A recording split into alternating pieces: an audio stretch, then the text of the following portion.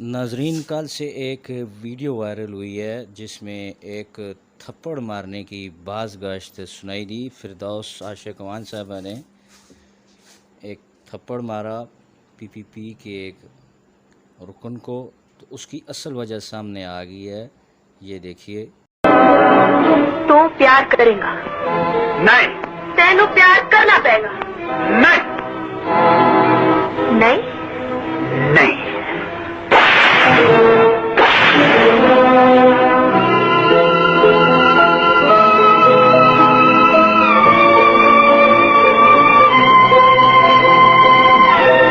नाजरीन, कल से एक वीडियो वायरल हुई है जिसमें एक थप्पड़ मारने की बाज़ गश्त सुनाई दी। फिरदौस आशिक अवान साहबा ने एक थप्पड़ मारा पीपीपी के एक रुकन को, तो उसकी असल वजह सामने आ गई है।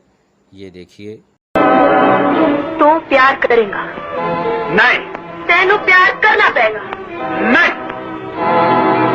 नहीं नहीं।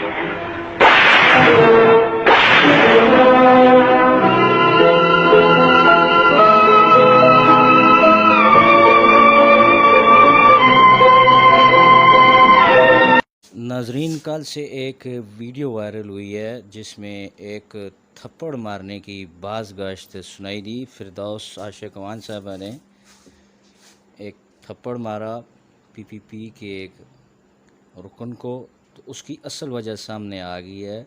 ये देखिए। तो प्यार करेगा? नहीं। तेनू प्यार करना पेगा? नहीं। नहीं